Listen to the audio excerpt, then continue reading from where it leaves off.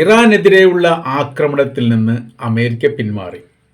Donald ട്രംപിൻ്റെ പ്രസ്താവന പരിശോധിച്ച് നോക്കുന്ന സമയത്ത് ഏറെക്കുറെ ഇന്നലത്തെ രാത്രി ഇറാൻ എന്ന് പറയുന്ന രാജ്യം അപ്പാടെ അപ്രത്യക്ഷമാകുന്ന രീതിയിലുള്ള ഭീഷണിയും മുന്നറിയിപ്പുമായിരുന്നു ഇറാനും ലോകത്തിനും ഡൊണാൾഡ് ട്രംപ് നൽകിയത്. എന്നാൽ ഒന്നും ഉണ്ടായിട്ടില്ല. അത് ഉണ്ടാവാത്തതിൻ്റെ കാരണം തിരയുകയാണ് ലോകമെന്ന്. എന്ത് അതിശയമാണ് നടന്നത്, എന്ത് അത്ഭുതമാണ് ഇറാൻ അമേരിക്കക്കെതിരെ സൃഷ്ടിച്ചത്, നയതന്ത്ര ബന്ധം ഏതായാലും ഇല്ല, അതല്ലാത്ത രീതിയിൽ എന്ത് പ്രവൃത്തിയാണ് നടന്നത് എന്നുള്ള കാര്യം ലോകം അതിശയത്തോടു കൂടി നോക്കുകയും ആ വിഷയവുമായിട്ട് ബന്ധപ്പെട്ട കാര്യങ്ങൾ പരിശോധിച്ച് വരികയും ചെയ്യുകയാണ്. ഇന്നലത്തെ ഡൊണാൾഡ് ട്രംപിൻ്റെ പ്രസ്താവന സോഷ്യൽ ട്രൂത്തിൽ ഇങ്ങനെ നമുക്ക് വായിച്ചെടുക്കാൻ വേണ്ടി സാധിക്കും. വടക്കൻ ഇറാനിൽ നിന്ന് പടിഞ്ഞാറൻ ഇറാൻ വരെ ഞങ്ങൾ തീയിടും. അപ്പാടെ ഇല്ലാതാകുന്ന രീതിയിൽ വെന്തുരുകുന്ന ഒരു സാഹചര്യത്തിലേക്ക് ഇറാൻ മാറുകയാണ്. ഭയപ്പാടോടെ ലോകം ഇതിനെ കണ്ടത്. അതിൻ്റെ കാര്യം എന്ന് പറഞ്ഞാൽ അമേരിക്കയുടെ ഭീഷണിയല്ല ലോകം കണ്ടത്. കാര്യം ഇറാൻ്റെ തിരിച്ചടിയാണ്. അത് എത്രത്തോളം ആഘാതമുണ്ടാകും എന്നത് വിലയിരുത്താൻ പറ്റാത്ത വിധമാണ്. അമേരിക്കയുടേത് ഏറെക്കുറെ നിയന്ത്രണ വിധേയമാണെന്നുള്ളതും വല്ലാതൊന്നും ആക്രമിക്കാനുള്ള ധൈര്യം നിലവിലെ സാഹചര്യത്തിൽ അമേരിക്കയ്ക്കില്ല എന്നുള്ളതും അതിനുള്ള സംവിധാനങ്ങളൊക്കെ അറ്റുപോയിട്ടുണ്ട് എന്നുള്ളതും കൃത്യമാണ്. പക്ഷേ ഇറാൻ്റെ ഭൂമിക്കടിയിൽ അവരൊളിപ്പിച്ചു വെച്ചിരിക്കുന്ന ആയുധത്തിൻ്റെ ലിസ്റ്റുകളോ കാര്യങ്ങളോ ഇപ്പോഴും അജ്ഞാതമാണ് എന്നതിനാൽ അതിനെ ലോകം ഭയപ്പെടുന്നു. ഇറാൻ്റെ കഠിന രാത്രിയാണ് വരാൻ പോകുന്നത്. ലക്ഷ്യം, ഓരോരോ ലക്ഷ്യത്തെക്കുറിച്ച് കൃത്യമായ രീതിയിൽ പറയുന്നു. അമേരിക്ക ആക്രമിക്കുന്ന ലക്ഷ്യത്തെക്കുറിച്ച് കൃത്യമായ രീതിയിൽ യുദ്ധസമയത്ത് ഒരു മുന്നറിയിപ്പ് നൽകുക എന്നുള്ളത് അതിനെ മണ്ടത്തരമാണ്. അപ്പോൾ അവിടെ സുരക്ഷാ സംവിധാന കാര്യങ്ങൾ ഒരുക്കല്ലോ. അപ്പോൾ സൈനിക ബേസ് പറയുന്നുണ്ട്, എണ്ണപ്പാടം പറയുന്നുണ്ട്, അവരുടെ വൈദ്യുത നിലയങ്ങൾ, കുടിവെള്ള സംഭരണിയുമായിട്ട് ബന്ധപ്പെട്ട കാര്യങ്ങൾ ഓരോരോ പ്രദേശത്തെയും ഓരോരോ ഏരിയ വെച്ചുകൊണ്ട് സംസാരിക്കുന്നു. അതൊരിക്കലും ഒരു ശത്രു രാജ്യം ഒരിക്കലും പറയാത്തതാണ്. കാര്യം എന്താ പറയുക, യുദ്ധമുഖത്ത് അപ്രതീക്ഷിതമായിരിക്കുന്ന ആക്രമണമാണ് നടത്തുക.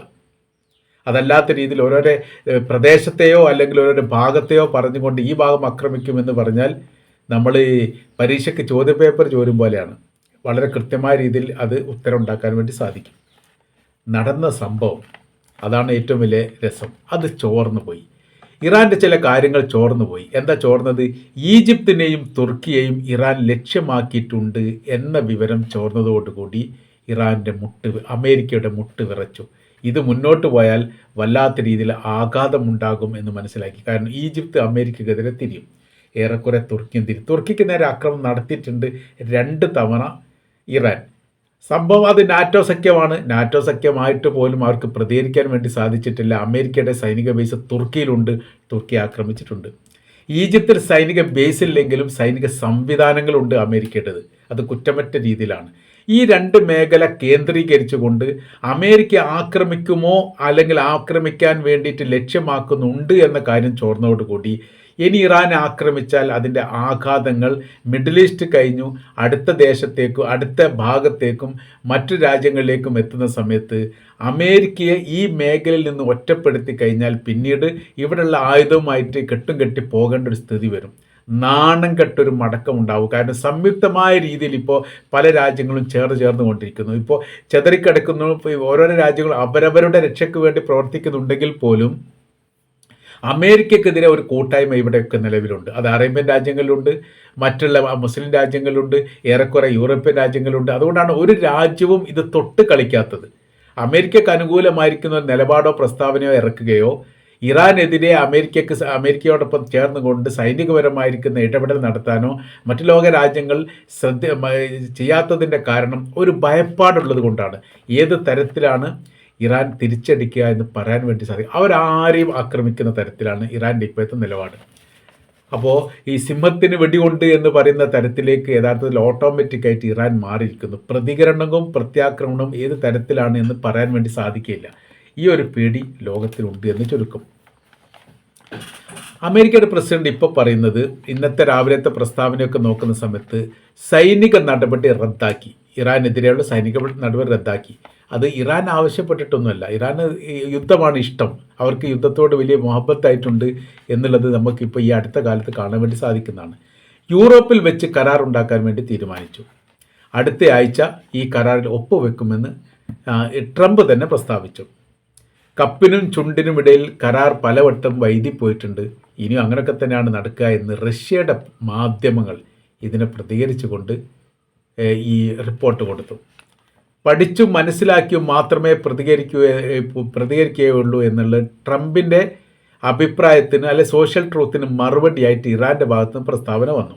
ഞങ്ങൾ എന്തെങ്കിലും വാരിക്കോരി സംസാരിക്കില്ല, പഠിക്കണം, മനസ്സിലാക്കണം, എന്തൊക്കെയാണ് മൂപ്പര് കാട്ടിക്കൂട്ടുന്നതെന്ന് പറയാൻ വേണ്ടി പറ്റില്ല, അതുകൊണ്ട് എന്തെങ്കിലും ഒന്നും ചെയ്യില്ല എന്നുള്ളതാണ് അതിൻ്റെ ഇറാൻ്റെ ഭാഗം പറയുന്നത്. പൂർണ്ണമായി അമേരിക്കയെ വിശ്വാസത്തിലെടുക്കാൻ പറ്റില്ല. ഓർമസിൻ്റെ കാര്യത്തിൽ തങ്ങൾ വിട്ടുവീഴ്ചയ്ക്കില്ല.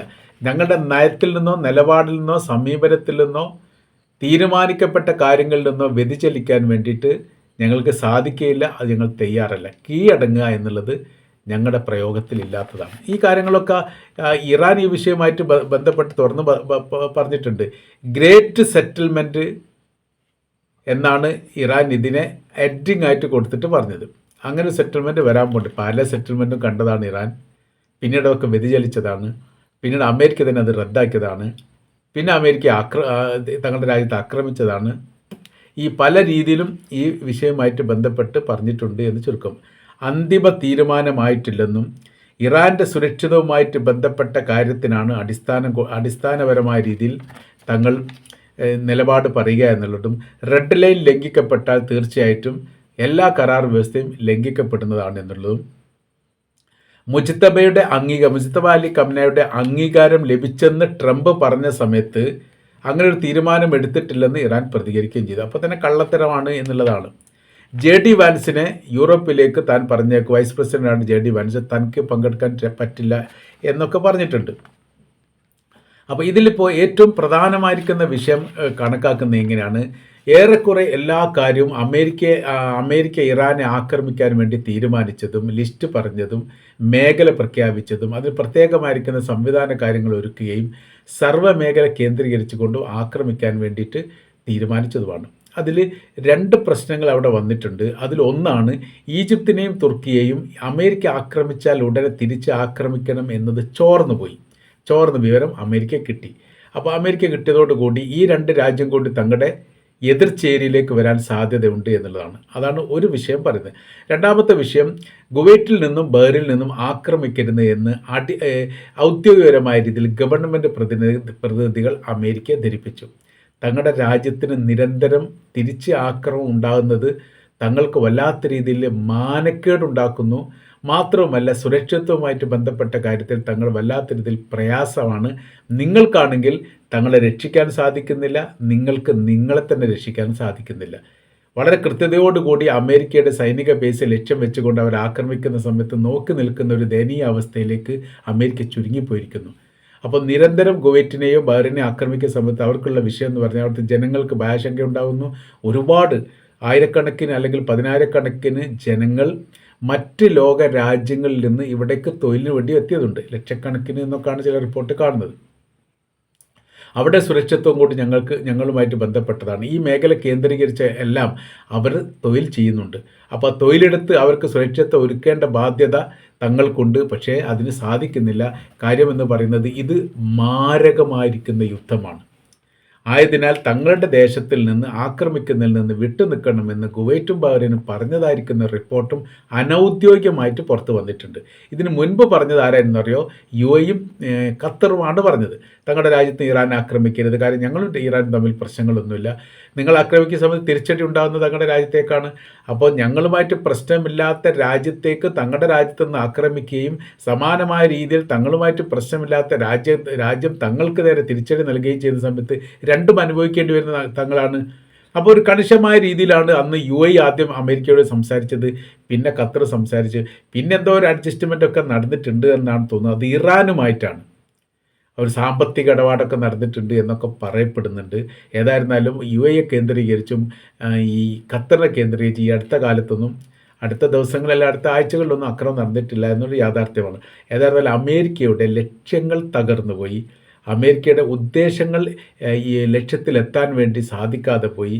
അമേരിക്ക തന്നെ ഒടുവിൽ സമാധാന നിർദ്ദേശവുമായിട്ട് മുന്നോട്ട് വരുന്ന ഒരു നാണംകെട്ട രീതിയിലേക്ക് കാര്യങ്ങളെത്തി. ഇറാൻ ഇപ്പോഴും വെല്ലുവിളിക്കുന്നു, യുദ്ധത്തിനാണ് തങ്ങൾ തയ്യാർ, യുദ്ധം ചെയ്യൂ, നമുക്ക് നോക്കാം എവിടം വരെ പോകുമെന്ന് നോക്കാം. സർവ്വ മേഖലയും തകർത്തെറിഞ്ഞ് നാണം കെട്ടിരിക്കുന്ന ഒരു ദയനീയ അവസ്ഥയാണ് നിലവിലെ സാഹചര്യത്തിൽ അമേരിക്കക്കുള്ളത്. ഇനി ഒന്നും കൂടി നാണം കെടണോ എന്നാലോചിച്ച് നോക്കുന്ന സമയത്ത് അത് കെടാത്തതാണ് നല്ലത് എന്നുള്ളിടത്താണ് എത്തി. ലോക രാജ്യമാണ്, അതിൽ സൂപ്പർ പവറുള്ള ഒരു സൈനിക രാജ്യമാണ് അമേരിക്കയുടെ മുമ്പിൽ ഇങ്ങനെ യാചിച്ച പോലെ നിൽക്കുന്ന ഒരു സ്ഥിതിയിലേക്ക് എത്തിയെന്ന് പറയുമ്പോൾ ഇറാൻ്റെ സൈനികപരമായിരിക്കുന്ന ശക്തിയും അവരുടെ ധൈര്യവും അവരുടെ ഈ യുദ്ധവുമായിട്ട് ബന്ധപ്പെട്ട സംവിധാനങ്ങളും ചെറുതല്ല എന്ന് ലോകം ഒരിക്കൽ കൂടി ഇന്നലെ രാത്രി വീണ്ടും അംഗീകരിച്ചിരിക്കുകയാണ്.